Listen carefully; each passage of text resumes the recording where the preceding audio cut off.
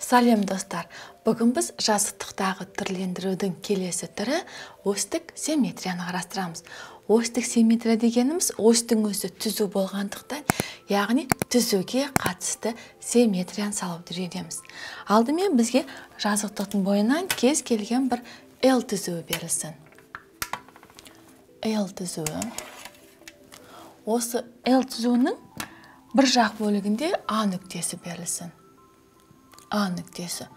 Осы А нүктесін енді L түзуі осьтік симметрия болатында А1 нүктесін табуымыз керек. Ол үшін біз не істейміз? Ол үшін А түзуі мен L түзуіне перпендикуляр болатындай А түзуі мен L түзуін қосамыз. А нүктесінен L түзуіне перпендикуляр. Яғни перпендикуляр дегеніміз 90 градус бұрышпен қосамыз. Перпендикуляр саламыз. Яғни мына жеріміз бізде 90 градус перпендикуляр болу керек. Осы нүктені біз В нүктесі деп алайық.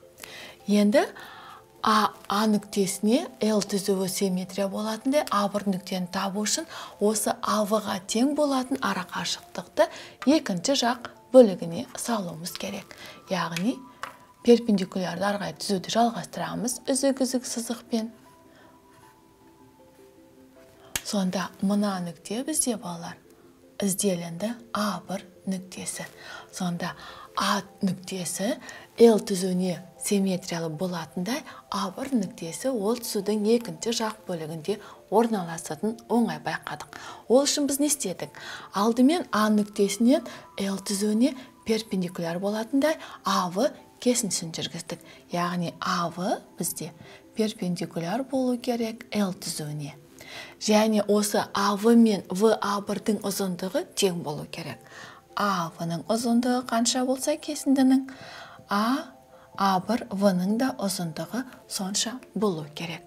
Сонда бізде А нүктесіне А1 нүктесі L түзуіне қатысты симметриялы нүкте болып табылады. Енді келесі симметрия фигураға біз кесіндіні алайық. Кез келген бір АВ кесіндісі берілсін. АВ кесіндісі. АВ кесіндісі. Енді кез келген бұл L осьтік симметрияны алайық.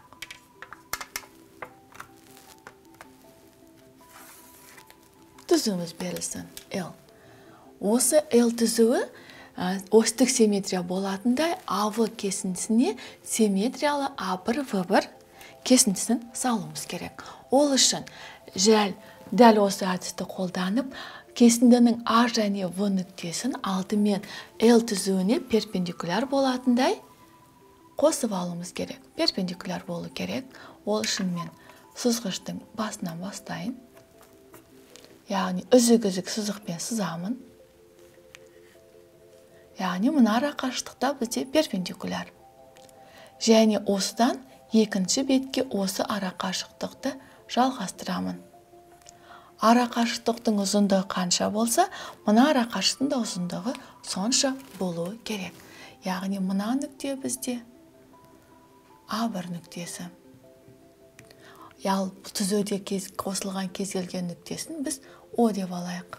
Сонда бұл жерде бірінші кезек балалар АО кесіндісі L түзуіне перпендикуляр болу керек. АО перпендикуляр L-ға және АО-ның ұзындығы ОА1-дің ұзындығына тең болу керек.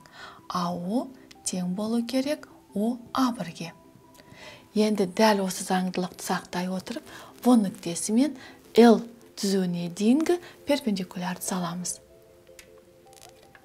Перпендикуляр саламыз. Үзік-үзік сызықпен саламыз. Яғни мына арақашықтық перпендикуляр. Осы арақашықтықты мына бөлікке де саламыз. Арақашықтықты сабамыз. Сонда мынау бізде В1 нүктесі. Мына нүктені біз О1 деп алайық. Сонда бұл жерде де алдымен ВО1 кесіндісі тең болу керек О1 В1-ге. және бұл кесінді де ВО1 кесіндісі L түзуіне перпендикуляр болу керек. Енді бізде табылған А1 мен В1 кесіндісін қосатын боламыз. Осы екі нүктені қоссақ, А1, В1 кесіндісін аламыз. Сонда бізде берілген АВ кесіндісіне L түзуі осьтік симметрия болатындай А1, В1 кесіндісін тауып алдық. Енді фигурамыз дәл күрделі қылдырайық. Бізде енді кез келген үшбұрыш берілсін. Кез келген үшбұрыш алайық. Мен үшбұрышты өте қатты дәу салмайын. Өзіме ыңғайлы болатындай кез келген үшбұрыш. Сіздер дәптерге тор көзге салғандықтан сіздерде ол өте оңай шығуы керек. Кез келген АВЦ үшбұрышы берілсін. АВЦ. Осы АВЦ үшбұрышына енді L түзуі кез келген бағытта орналасуға болады. L түзуі орналасын. Бұл бізде L түзуі. Осы L түзуі осьтік симметрия болатындай АВЦ үшбұрышына қатысты А1, В1, С1 үшбұрышын табуымыз керек. Ол үшін осы алғашқы шығарған екі есеп сияқты үшбұрыштың әр төбесінен L түзуіне перпендикуляр болатындай және ара қашықтықтары тең болатындай сәйкес нүктелерді табамыз. Алдымен А төбесі мен L түзуінің арасында перпендикуляр жүргізейік. Перпендикуляр жүргіземіз. Және осы ара қашықтықты сақтай отырып, екінші жақ бөлігіне жүргіземіз. Мына ара қашықтық пен мына ара қашықтық тең болу керек.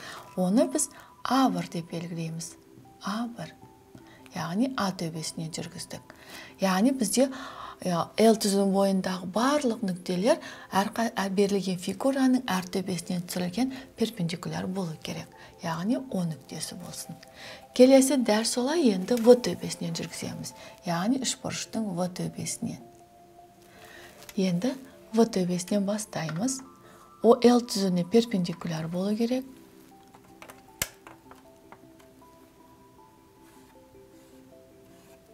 Ара қашықтықты сақтаймыз.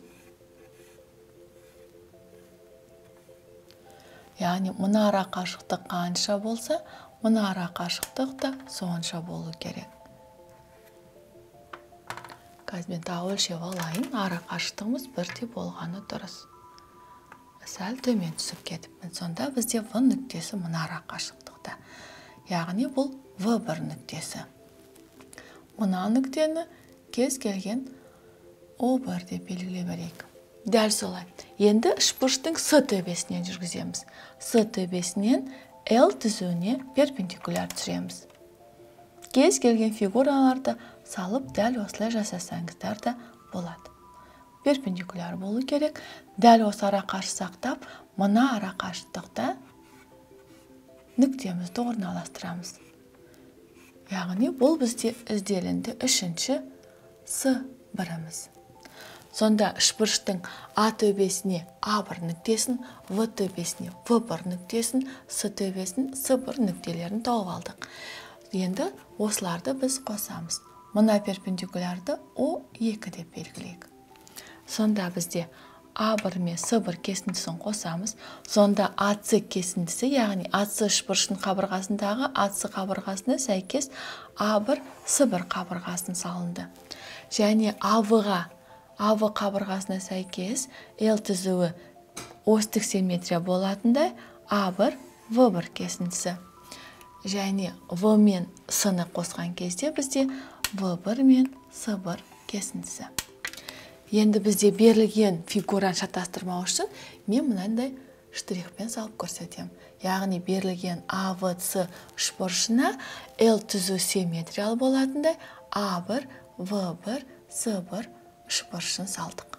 Яғни бұл бізде симметриялы фигура болып табылады. Енді симметриялы фигура осы осьтік симметрияда тек бізде фигуралардың сырт жақ бөлігінде орналасқан. Ал кейбір фигура оның ішінде де болады. Мысалы, ең қарапайымы тіктөртбұрышты алайық. АВЦ-ді тіктөртбұрышын. Осы тіктөртбұрышта осьтік симметрия қанша болады? Оны қалай табамыз?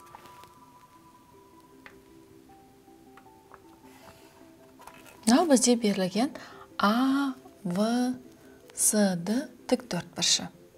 Енді бұның осьтік симметриясын табу үшін оның АВ мен ДЦ қабырғаларының ортасын тауып, яғни осы арқылы мына бір фигураны теңде екіге бөлуге болады. Бұл бір симметриясы. Және дәл солай екінші симметриясы мына екі ені БЦ мен АД-ның да дәл ортасын тауып, осы арқылы да бөліп табуға болады. Яғни бұл тік төртбұрыште осьтік симметриядан екеу деген сөз. Ал кез келген қарапайым шеңберді алайық. Шеңберде ше, мына шеңбер центр О нүктесі болатынды. Ал бұның осьтік симметриясы өте көп. Яғни кез келген осы шеңбердің центрі мен оның екі қабырғасын қиятын диаметрлер осы шеңбердің осьтік симметриялы бола береді. Яғни бұл фигурада осьтік симметрия шексіз көп деген сөз. Яғни мына радиус, мына радиус, мына радиустардың барлығы бірдей болғандықтан бұның симметрия центрлері өте көп. Бұнда осьтік симметриямен қатар центрлік симметриясы осы шеңбердің центрде болып табылады. Ал күнделікті өмірде айналамызда өте көп кездеседі. Мысалға, айнаға қараған кезде айнаны біз түзу ретінде елестетсек, онда айнаның арғы бетіне өзіміздің түпнұсқамызды көре аламыз. Сонда бұл жердегі айна бізге қатысты симметрия болып тұр. Яғни мысалы, ең қарапайымы гүлге қонатын көбелекті де қарастырсақ. Көбелектің өзі екі жақ қанатымен салыстырғанда да бұлар центр осьтік симметрия кездеседі. Яғни осы жерде біз осы көбелекті алып, яғни дәл осылай бөлетін болсақ, бұл теңде екі бөлікке бөлінеді. Яғни бұның да осьтік симметриясы бар. Ал центрлік симметрия көбінесе кілемдерде, яғни суреттерін салған кезде олардың бірдей бейнеленуі осы центрлік симметрия мен осьтік симметрияда жиі кездеседі. Балалар, біз сіздермен қарастырдық. Жазықтықтың түрлендіруінің екінші бір түрі осьтік симметрия. Яғни ось бізде түзу болғандықтан түзуге қатысты симметрияны. Келесі кездескенше сау болыңдар.